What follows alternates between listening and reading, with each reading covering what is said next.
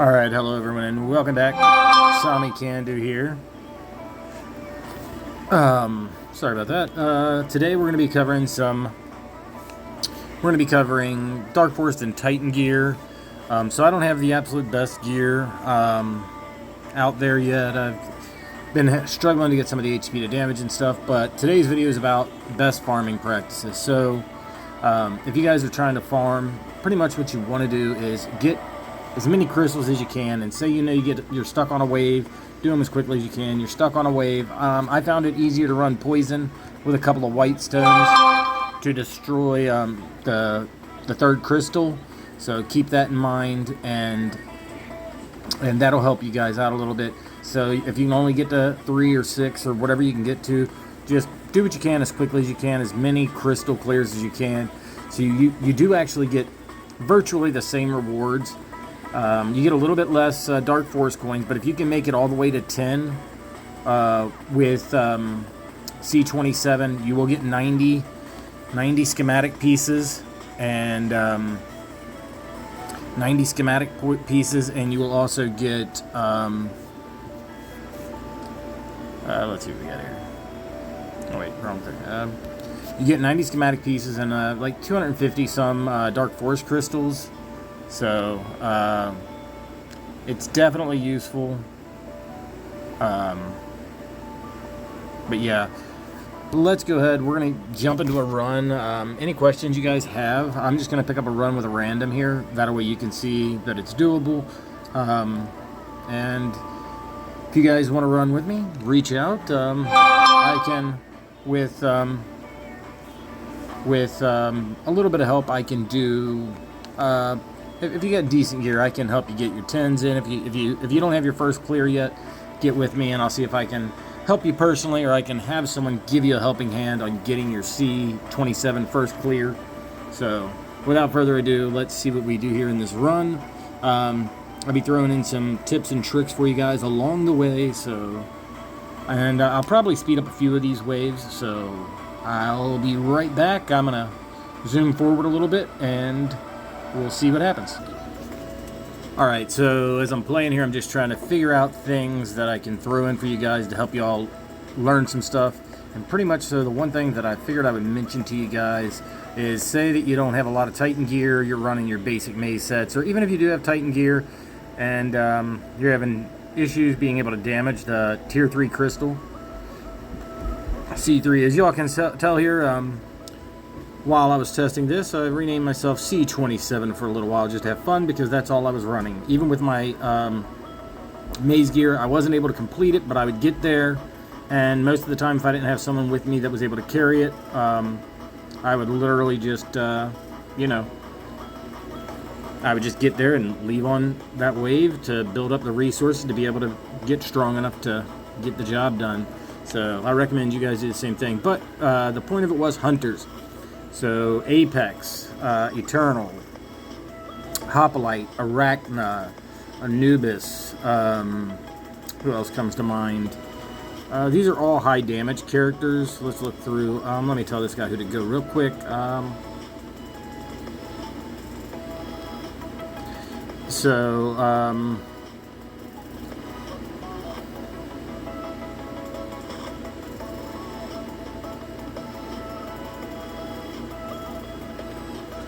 But yeah, yeah, those are good. Hoplite, yeah, I mean, you could even use Leprechaun a little bit, get your level high enough and you'll be able to attack it. There are some other ones I'm sure I'm not mentioning. Mac with his siege mode's okay, he's not the greatest. But yeah, for lower level people, that'll be very useful for you. But just keep that in the back of your head, and that's one of the tips I can throw in there. And yeah, let's see what else comes up. Also, keep in mind that 3 and 8 are the boss is immune to poison, so you might want to be able to, if you still have your old fire set from Maze, you can run the same defensive gear and still utilize that on 3 and 8. I primarily utilized it on 3, and then on 9, or on 8, I mean, I would use I would use, who was it? I still do this, Succubus. With Succubus, you can just run your poison set. I like Succubus Abyssorb as a combo. That's a pretty good combo. If you guys have it, utilize it. And let's fast forward a little bit, and I'll see you all in a second. Also, everyone, something I forgot to throw in there is, like I said, you can do this with poison. Fire, once you have your weapon and your ring to level 10, that's going to be the easiest route to go for most people, especially if you have an 8 HP to damage or a multi-shot or both. Definitely really good. I've only been fortunate enough to get 1 HP to damage, but remember the synergies that you get from all the different hunters, things like that. So using poison, terror and weakness together is huge if you can, or just using terror or weakness independent is what we do a lot of the time. It'll help, but yeah. The person I'm playing with is clearly a pretty low gear score, and they're running poison. That does not mean, hey, leave the game now. That just means, hey, synergize well with them, and you gotta have it clearly defined who's the primary damage doer and so forth. So don't just bail on a game because you notice the other person has a different set than you. A lot of people are running an earth set. That's my next set to build. But yeah, so, and you'll notice these guys once you get high enough, guys. The golems are real. All right, there they are. Oh, and in case I didn't mention it to you guys, the golems are actually vulnerable to death strike. So not the best perk to get, but if you get that on a weapon, it'll at least help you, if you got someone to run with, speed the runs up a little bit, because if you do it right with enough movement speed, you won't have to worry too much about losing the stacks. So keep that in mind. And while we're doing the pointer drive, that way you're not having to watch an entire run here, guys. Another thing to think about is, especially if you get an HP to damage or something like this, is you guys are going to have to remember the 10% rule when it comes to leveling up. That affected you on every other dungeon. The extra levels can be massive in your favor. So some of these levels you'll get the leprechaun boss and things. I'm sure if you're watching this, you guys already probably know that, but I deal with new people joining in every day, so hopefully someone that didn't know that already, it gets out to. If you don't know what the 10% rule is, just comment below, and I'm sure someone will answer it for you, if not myself. Alright, I told you a little bit earlier about on 8, I run Abyssorb, or I have them run Abyssorb, and I'll run Succubus. So he's running a poison set, I'm running fire. It'll be okay either way, but you can definitely run Succubus is a great way to get around having to switch your set so much, and they synergize well together. You can do well if you don't have those hunters. If you have Succubus, she'll make it work. If not, Lavamander Mummy is kind of the go-to. So keep it in mind. Hope it helps.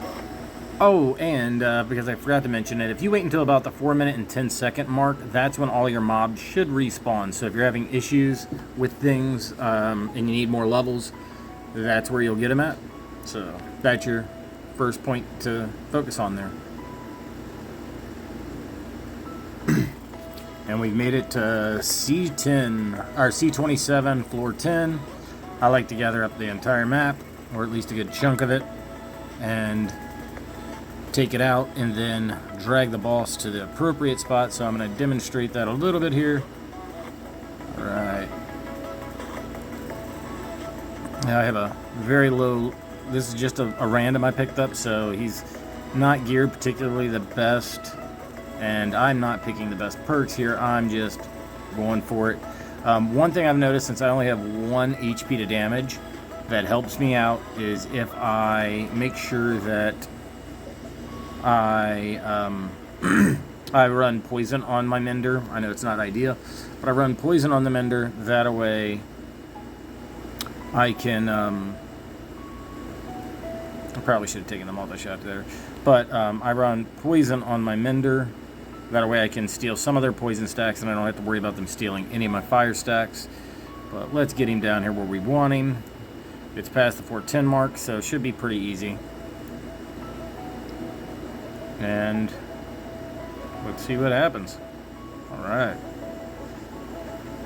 That guy is just... I don't think I'm going to be able to get it with this particular player, but we'll see. I intentionally didn't run with someone that's really good for you guys. That way y'all kind of see what's going on here. I fully expected that guy to come in head first there. And I was not let down. Alright. I usually need about level 18, but I'm just trying to keep it alive.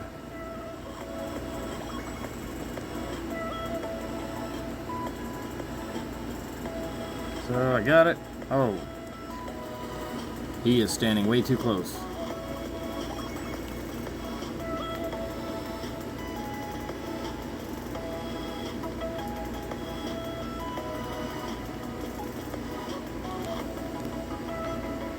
Alright, so slow and painful.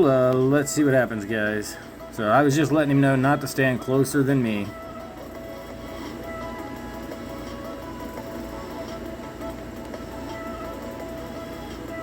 Alright. He's definitely going to make me work for this one.